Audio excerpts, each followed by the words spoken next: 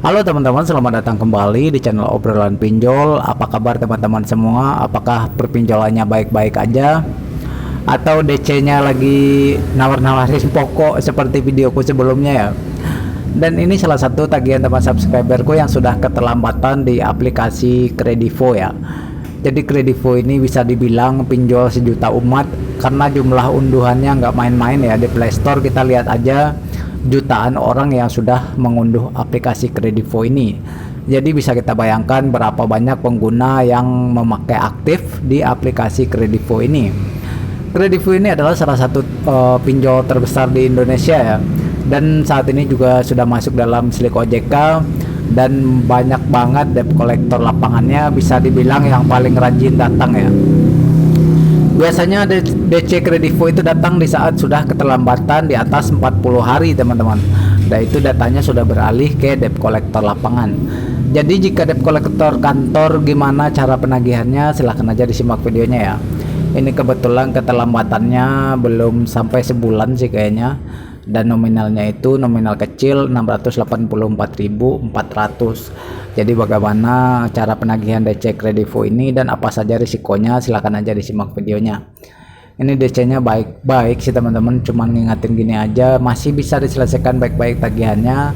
Tolong dikembalikan uang perusahaan kami. Anda berkredit di perusahaan bukan dengan perorangan. Perusahaan punya aturan, tolong kesadarannya dan tahu aturan dalam berkredit.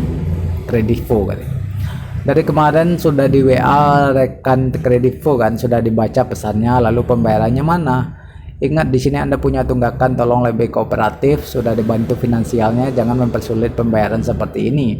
Saya tegaskan kalau masih bertanggung jawab dikonfirmasi melalui WA Anda tidak bayar juga menyepelekan tagihannya. Kami tidak terima alasan Anda lagi. Sudah cukup lama kami kasih waktu ke Anda, maksimal di jam 6 sore pembayaran sudah masuk. Sebelum konsekuensi kami jalankan. Di sini aku balas seperti biasa teman-teman. Berapa tagihannya Pak? Kredivo Anda di sini Jumat kemarin ya, Jumat kemarin Kredivo Anda belum juga dibayar. Ini mau main-main. Anda berpikir semua selesai jika didiamkan begini. Penagihan akan tetap berjalan. Kredivo tidak akan diam saja kalau tidak dibayarkan katanya. Di sini aku nanyain ya, berapa tagihannya? Masalahnya belum ada dana, bukan gimana-gimana Pak. Nominalnya 684.400. Belum ada dana gimana? Ini kan Anda cantumin penghasilan 3 juta per bulan. Kenapa tidak dibayar Kredivonya? Udah habis-habisan bayar pinjol Pak, ternyata nggak ACC lagi, nyesek. Oke, jadi aplikasi Kredivo ini bisa dibilang aplikasi yang cukup sensitif ya teman-teman. Jika kita mengalami keterlambatan walaupun 1 hari, itu akunnya bakalan terblokir. Nah, terblokirnya itu biasanya kalau terblokir sementara itu dalam waktu sebulan.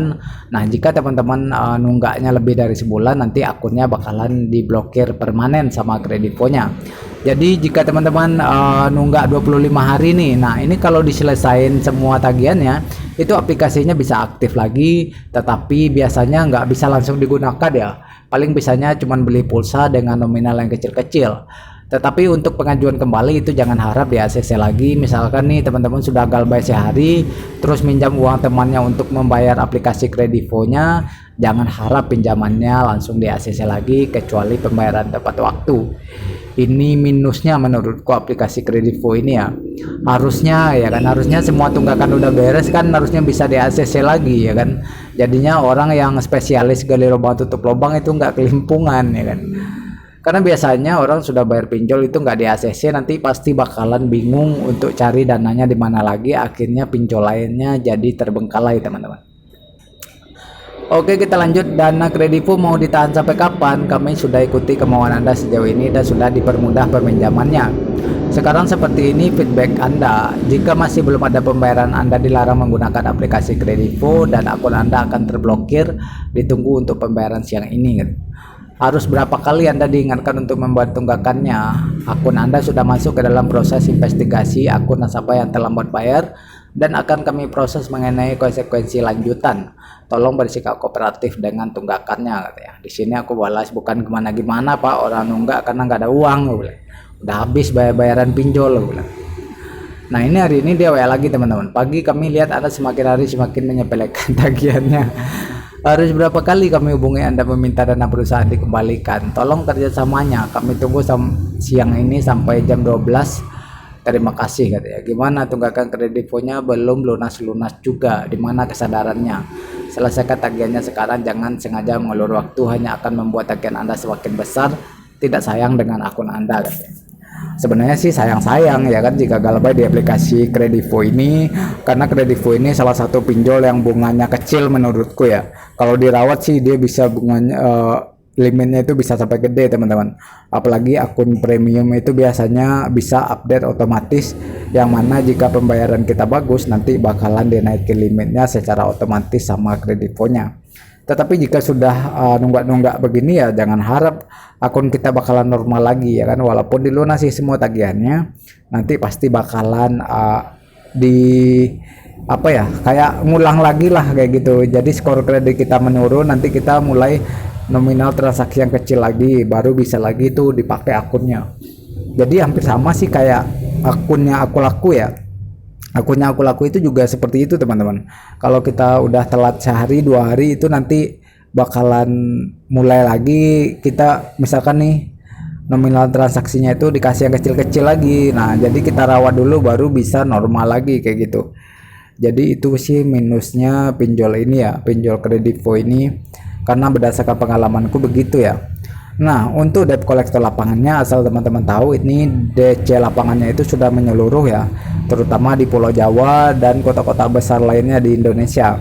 Jadi mereka biasanya jika mendatangi nasabah sesuai dengan alamat pengajuan di aplikasi dulu. Jika nggak ketemu, nanti yang diuber adalah alamat pengiriman barang yang kita cantumkan di aplikasi Kredivonya. Misalkan nih teman-teman